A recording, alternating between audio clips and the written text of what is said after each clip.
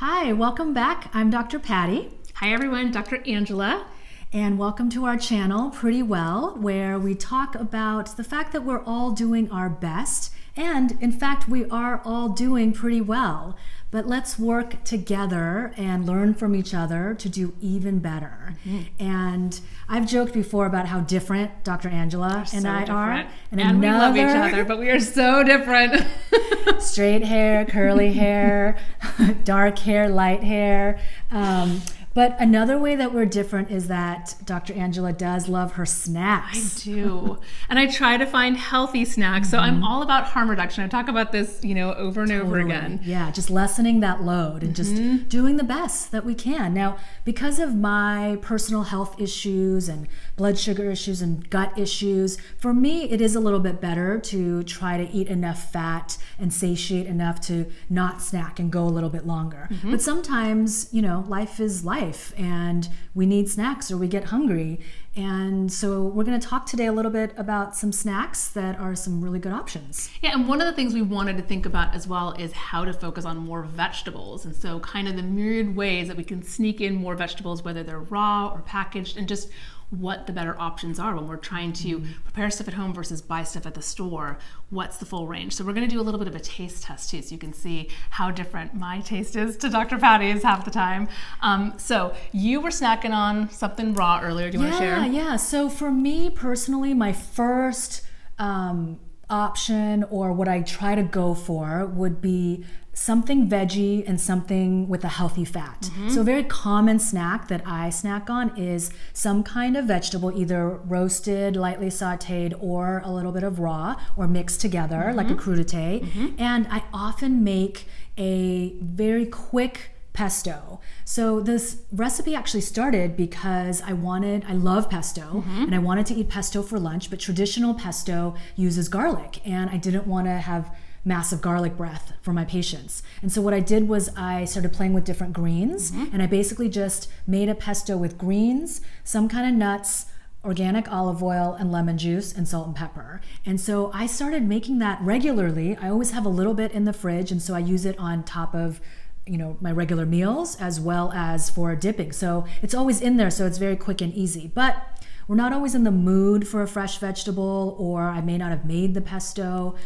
So there's other options. Yeah, and sometimes there just isn't time. Sometimes we're running out the door, something like that. So sometimes we need something not messy that's not going to spill in our bag. Yeah. So the different options. But yes, definitely agreed.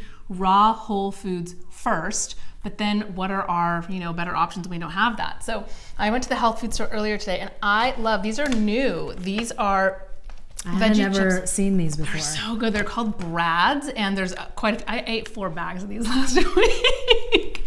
But they are just vegetables with some buckwheat that are dehydrated, and they've got a really thick kind of crackery feel to them.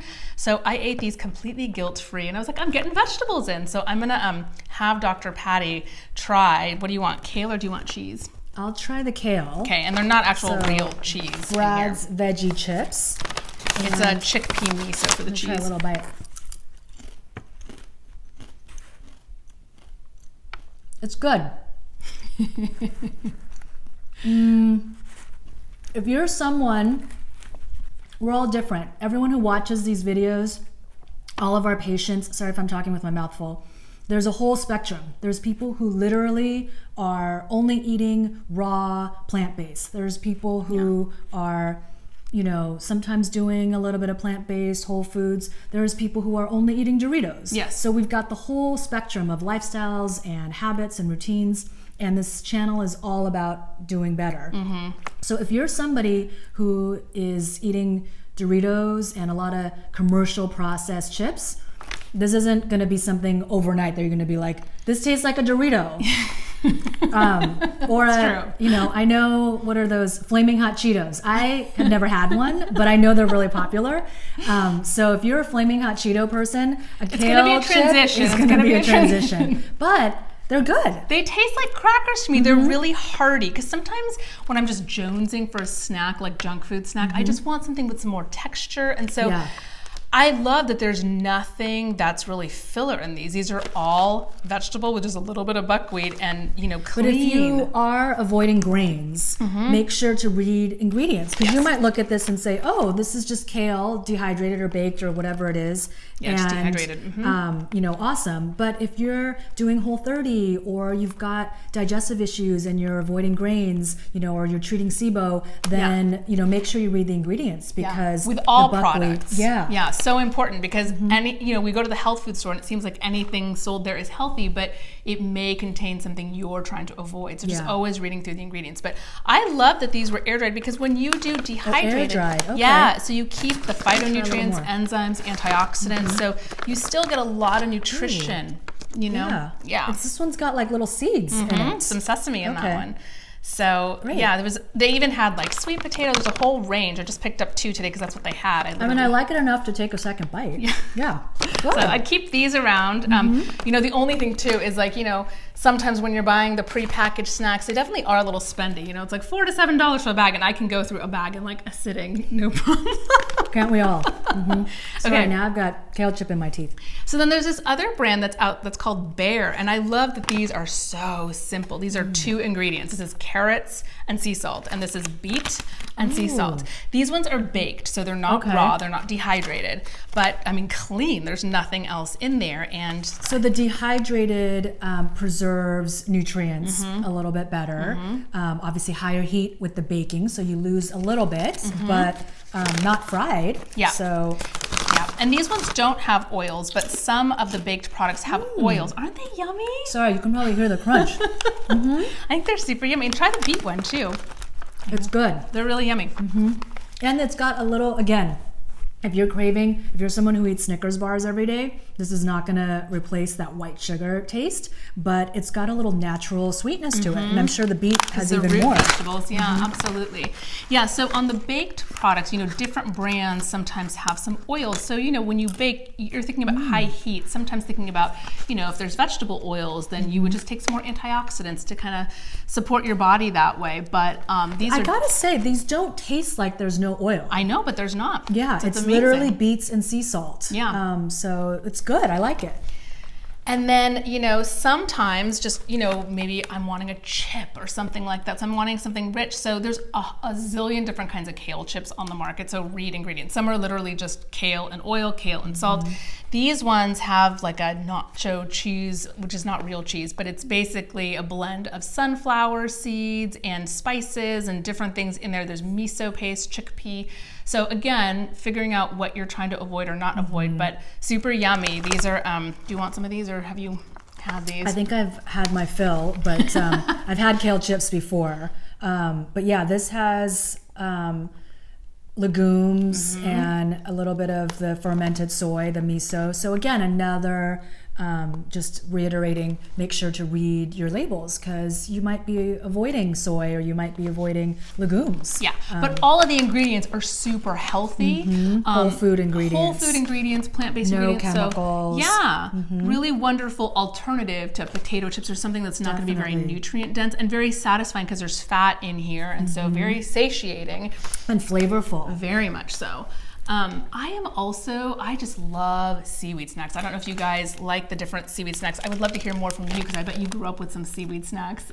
Is that a racial dig, by the way? You are Korean. Like, I'm assuming you've had. I will say, I am shocked that in the last, 5 years, that seaweed has become so popular. And, obviously it's different depending on what part of the world or what part of the country you live in, but definitely here on the West Coast, you see them everywhere now. And in case you didn't notice, I am Asian, and growing up Asian, I ate a lot of seaweed, and no one knew what it was. So I am definitely surprised, happy, all of the above. Yeah. So it's great, a wonderful nutrient-dense snack. There's so many great minerals, and so good for our thyroid with the iodine.